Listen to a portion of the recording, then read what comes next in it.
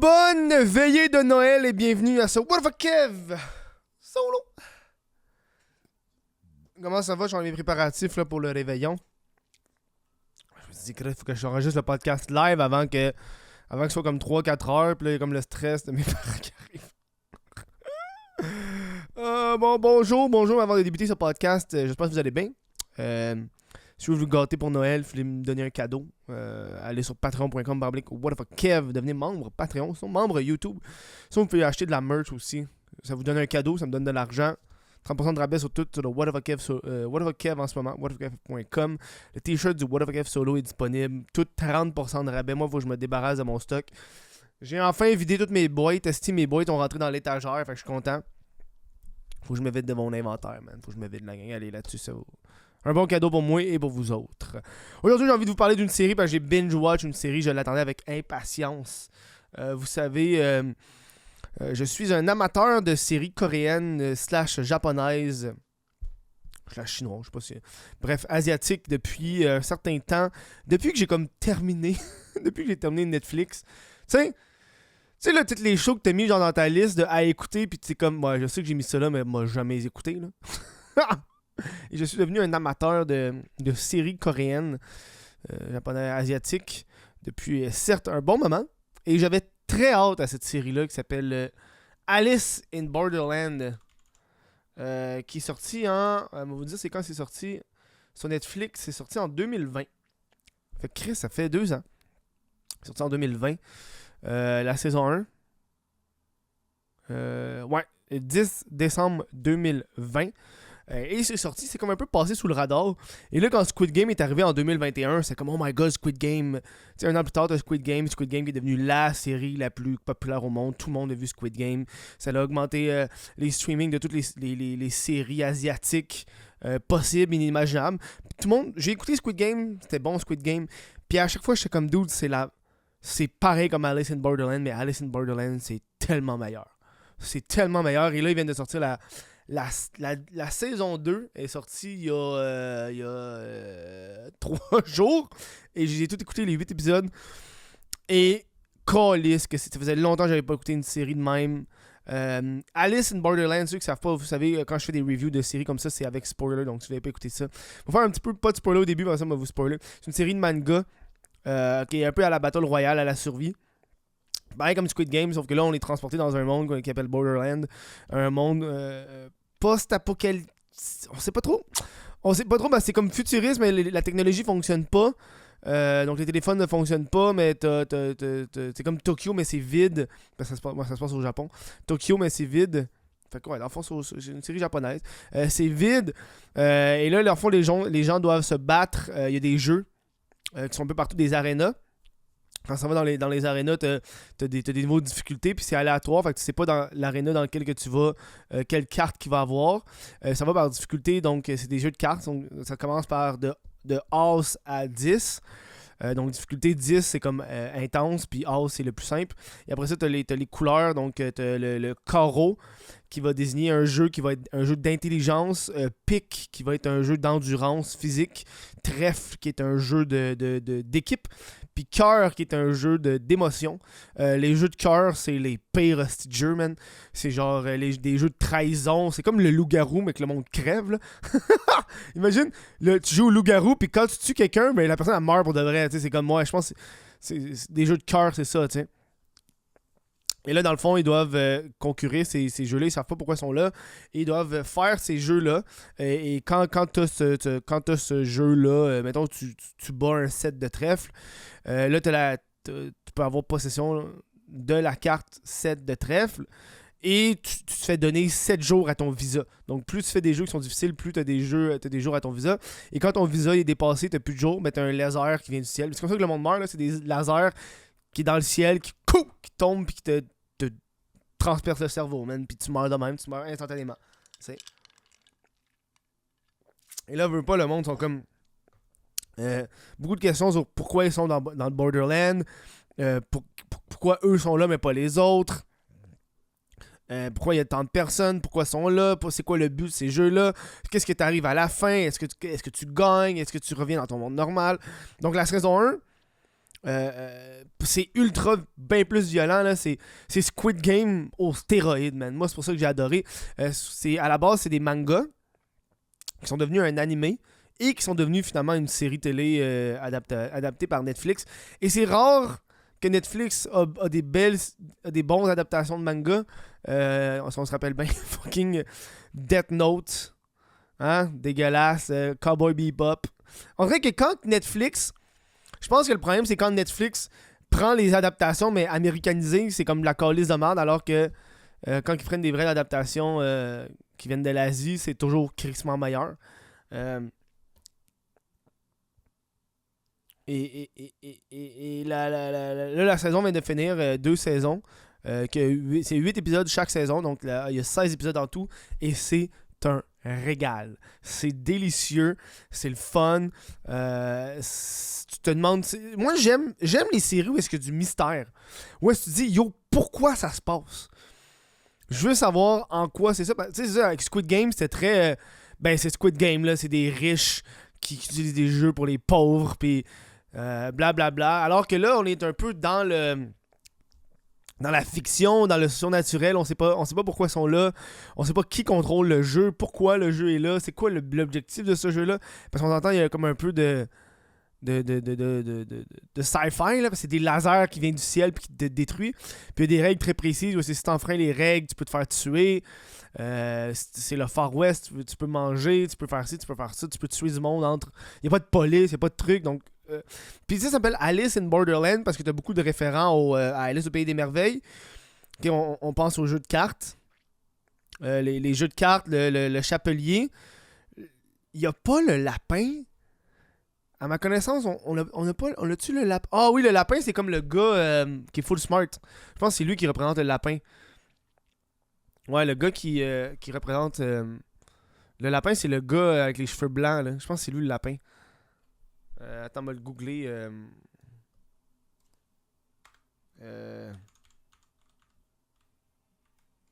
Character references. Parce que oui, je sais que t'as le chapelier. T'as la reine de cœur qui est comme le boss final.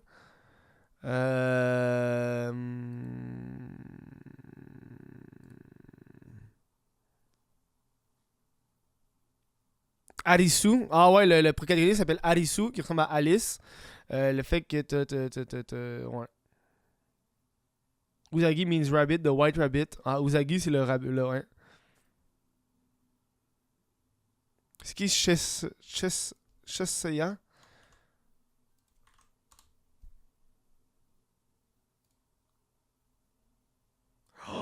Oh, ben, tabarnak. Non, ok, le... Je suis en train d'apprendre avec vous autres. Ok, le lièvre, c'est la fille. Puis le chat, c'est le gars avec la capuche blanche. Oh, ben, Carlis. Bon, ben, Chris. Ça explique pourquoi la fille est bonne en escalade, puis elle est rapide, puis elle court vite, puis l'autre est plus mesquin, puis ok, bref. Les référents à Alice au Pays des Merveilles sont pas développés. T'as un personnage qui est... T'as une variété de personnages qui est super beau, super hot. Je le recommande. Si vous l'avez pas vu, écoutez-le. Si vous l'avez déjà vu, on va parler dans les spoilers en ce moment de la saison 2. La saison 1, dans le fond, le but de la saison 1, c'est qu'il capture toutes les cartes de base, donc de As à 10. Puis la saison 1 a fini où est-ce qu'ils ont finalement le 10 de cœur, qui est atroce. Là, le 10 de cœur, là, c'est une chasse aux sorcières. On sait pas c'est qui la sorcière. Puis il faut mettre le monde où... Il faut savoir qui que tué la jeune demoiselle. Faut trouver la sorcière. Puis là, le monde, il commence à... Faut qu'elle brûle dans le bûcher. Sauf que le monde, ils font juste commencer à pitcher du monde dans le bûcher jusqu'à temps qu'ils trouvent la sorcière. Fait qu'ils font juste tuer tout le monde à la fin. C'est un massacre total. C'est comme atroce. Et quand la saison 1 est finie, ça fait des autres. Bam! Les cartes en plus sont volées. Bref, on se rend compte que les cartes sont à fuck all. La saison 1 est finie. La saison 2 débute avec le fait qu'on apprend l'existence des visages, parce que jamais on a eu les visages. Puis là, t'as comme les visages qui apparaissent, qui étaient la reine de cœur, le roi de pique, le valet de trèfle, bref. Tous ces personnages-là, puis t'es comme, holy shit, man. C'est fucking hot. C'est le ballon dirigeable qui arrive, puis les arénas sont là, puis Puis, man, le mystère que t'as, parce que tu te demandes, yo, ces gens-là, ils étaient là parce que tu te rends compte que les visages, c'était des joueurs depuis le début. Tu sais, comme la reine de cœur, qui est comme une fille qui était là dans la plage, qui était comme un rassemblement de joueurs qui s'entraidaient pour trouver des cartes.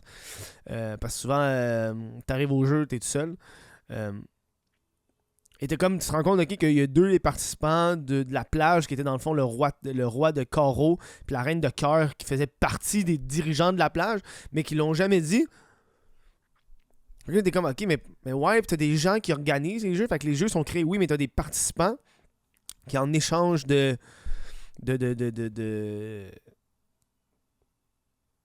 jetons de vie, si tu veux, ou de temps sur ton visa, ils organisent les jeux, puis ils participent pour un peu pour pimenter le jeu en tant que tel. Puis là, t'es comme, ok, ouais, mais pourquoi il y a des tables avec des dirigeants, puis du monde qui regarde ça, puis du monde qui mise, puis tout. Puis tu te demandes, genre, pourquoi il y a ça, tu sais. La saison 2, elle arrive avec, genre, les fucking... les visages, puis là, les visages, tu les vois, puis t'es comme tabarnak, man. Parce que ça, c'est des vraies personnes. Parce que les jeux, c'est juste des jeux. T'arrives dans ton jeu, le jeu, c'est un 3 de cœur, mais le jeu, ça va être, ok, le jeu, c'est de faire ça. Alors que les visages, tu te bats contre les visages. Tu te bats contre le roi de carreau, tu te bats contre le roi de pique. Fait que là, t'es comme, ok, mais pourquoi tu te bats contre ces gens-là? C'est quoi le but? Pourquoi eux sont là? Pourquoi eux?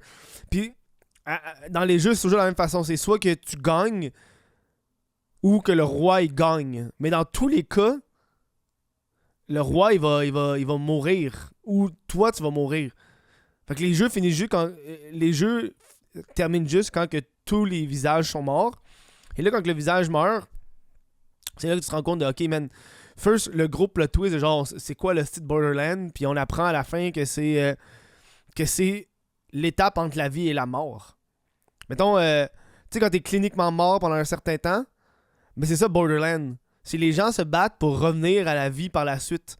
Puis c'est un peu expliqué, le scénario, c'est, tu sais, dans la fucking... comment t'appelles ça, man? La Grèce, je pense, le Nil, je sais pas. Le genre de rivière là où est-ce que le gars, c'est comme le passage entre la vie, entre la mort et le royaume de l'au-delà, puis le gars il passe sur un canot là. Mais c'est ça dans le fond Borderlands, c'est le gars qui est sur le canot, puis si tu traverses le Borderlands, tu vas revenir à la vie. Puis tu te rends compte que une minute dans la vie réelle, c'est comme des mois dans Borderlands. Puis ceux qui ont survécu Borderlands, c'est comme ils reviennent à la vie par l'accident, puis on se rend compte que c'est parce qu'il y a une météorite qui a crash en plein downtown Tokyo. Puis tous les gens qui sont dans Borderlands, c'est des gens de cet incident-là, de cet accident-là, qui combattent pour survivre. Puis à la fin, quand les jeux ont fini, quand que tout est terminé, c'est là que tu as le choix entre devenir un citoyen, donc tu restes dans Borderlands, ou tu retournes dans le monde d'avant, donc dans la vie. Fait que les citoyens, même les citoyens de Borderlands, savent pas c'est quoi Borderlands. Ils savent pas pourquoi ils sont là. Genre, parce que eux autres aussi sont arrivés de même, puis ont battu les jeux, puis ont gagné, puis ont décidé à la fin de devenir citoyens, mais dans aucun cas, ils savent pourquoi ils sont là, c'est quoi ça, etc. T'sais. Puis à la fin, quand ils choisissent, quand ils gagnent le jeu, puis ils choisissent de revenir à la vie, c'est là que t'es comme, ok, c'est le passage. Puis j'ai écouté des vidéos tantôt de la différence entre le manga et la série. Puis on parle, t'as une grosse partie avec le roi de trèfle, qui est comme un nudiste, là, c'est fucking drôle. Puis le roi de trèfle, il parle beaucoup avec le personnage principal, puis ils sont super friendly, puis ils sont comme déçus. Puis le roi de trèfle, lui, a participé au jeu, puis il a gagné. Puis c'est là que t'apprends qu'il a gagné les jeux. Puis à la fin, il a juste décidé de rester comme citoyen. Et dans les mangas, ce qu'on apprenait, parce que j'ai écouté les vidéos tantôt, c'est que dans les mangas, t'apprends que lui aussi était à Tokyo quand c'est arrivé la météorite. Juste que lui, il est mort, quelque chose comme... Il est arrivé à Borderlands 5 mois avant le personnage principal. Mais dans la vie, la météorite, il est mort 1 seconde avant lui, genre. 1 ou 2 secondes avant lui. Ce qui fait que lui, il était plus longtemps dans le Borderlands. Fait qu'il a décidé de rester citoyen puis de rester là, tu sais. Évidemment, quand tu deviens citoyen, t'es comme juste là pour un round après. Tu sais, tu peux rester là, jouer les jeux. Ça, c'est pour le monde qui a même pas leur vie par le passé. Parce que quand t'es arrivé dans Borderlands, tu te rappelles ta vie passée. Puis quand tu sors de Borderlands, t'as pas les... t'as comme des pressentiments de connaître les gens, parce que tu les as côtoyés dans l'après-vie, mais t'es comme pas sûr, genre. Ah, il me dit quelque chose, blablabla. C'est un gros plot twist, puis à la fin, le gros crise de plot twist, c'est que t'as le jeu de cartes qui s'envole, parce qu'ils ont toutes les cartes, puis là, les cartes s'envolent, mais t'as juste la carte du Joker qui reste sur la table, puis t'as un zoom sur le Joker, puis là, t'es comme... Dude, sont-tu dans un faux monde en ce moment, là? C'est-tu genre le Joker? Ils sont dans le monde du Joker? Parce que là, de ce que j'ai pu comprendre, c'est que la série Borderlands, en ce moment, elle est terminée parce qu'elle est à jour avec les mangas. T'sais, ils ont raconté l'histoire des mangas, fait que là, pour qu'il y ait une troisième saison, il faudrait que Netflix engage des auteurs pour. Puis faut qu'il y aille vers un truc qui n'a pas été fait. Parce que dans le manga, quand il bat la reine de cœur, t'as le Joker qui apparaît pour dire que c'est lui qui fait le jeu, puis c'est ça le jeu. C'est lui qui contrôle le jeu, puis il a fait ça pour donner une chance au monde de revenir à la vie après les incidents, etc. Blablabla. Alors que dans la série, il n'y a aucunement cette affaire-là. Fait que c'est comme un genre de cliffhanger. Il y a beaucoup de monde, je regardais sur Reddit, il y a du monde qui disait « Ah, c'est un clin d'œil au manga, le Joker du manga. » Alors que moi, j'ai pas vu le manga, puis je me suis dit... Première fois, je me suis dit, c'est « Dude, ils ont pas récupéré le Joker. » Fait qu'ils sont encore dans l'hostie de jeu. Le Joker... Tu sais, le Joker, c'est une frime, c'est un clown, c'est la fausseté, la tromperie, les illusions, tu sais, c'est un Joker, là. Ça serait exactement... S'il y avait une saison 3, là, ça serait juste ça, man. Juste des tromperies. Le fait qu'il pense qu'il est sorti de Borderlands, mais il est encore là. Il faut qu'il réussisse à trouver c'est qui le Joker. Il faut qu'il récupère la carte du Joker. Je suis comme, man, ça serait écœurant, dude. Ça serait écœurant, man. Si vous voulez une autre série, si vous avez aimé Squid Game, si vous avez aimé Alice in Borderland, puis vous écoutez ce podcast-là, c'est une autre série que je peux vous conseiller. Aller sur Netflix de moins de secondes. Là. Une autre série qui est justement asiatique, coréenne, Si bien chez soi. Non. Si bien chez soi. Qui est super. Qui est un autre. T'as Leçon de survie aussi, qui est une autre. Ça, c'est une affaire de zombies coréens. Ça aussi, c'était cool. Une apocalypse de zombies en Corée. Alors que Si bien chez soi, c'est comme une apocalypse de monstres. Je sais pas s'il va y avoir une saison 2. Y a-t-il une saison 2? Le 15 ju...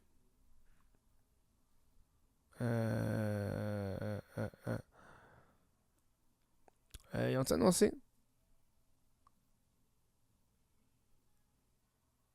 Ils l'ont-ils annoncé? J'ai pas vu. Ah oui, il y aurait une seconde saison, ouais. Elle serait également été renouvelée pour une troisième saison qui serait tournée en même temps que la saison 2. Bon, ben Chris, parfait ça. Fait que je vous recommande aussi Si bien chez soi, c'est un autre truc que j'ai beaucoup aimé. Voilà. Je vous prends le temps de remercier les membres Patreon, sans qui ce podcast-là ne pourrait pas vivre. Puis de Joël, plus particulièrement à vous autres. Veuillez chercher son Cédric Martin Côté, Jesse Zormo, Olivier Bousquet, Nathan Ménard, Lucas Lavoie, Sébastien Paquette, Félix Rochester, Daniel Savard, Alexandre Ouellette, Mylène Lavigne, Thomas Bélanger, Jean Robin, Vincent Joyce, Johnny Gagnon-Blais, Christopher Gay, Cédric Mascotte, Rollin, William Mercier et Zachary Houle Longchamp. Merci à vous autres de supporter le podcast. Je vais checker s'il y a d'autres personnes qui ont payé pour ça. J'ai pas pris une couple de semaines que j'ai pas été voir s'il y a d'autres noms à ajouter. Puis moi, te nommer si tu l'as fait puis je l'ai pas dit. Hein? Benefits. Nommé non. Y a-t-il d'autres noms? Ah oui, il y a une personne, Chris. Adrian Canadian. Et voilà. Adrian Canadian. Et je te rajoute. Merci à toi. Bonne fin de journée à vous autres. Passez un joyeux Noël. J'espère que vous allez avoir du plaisir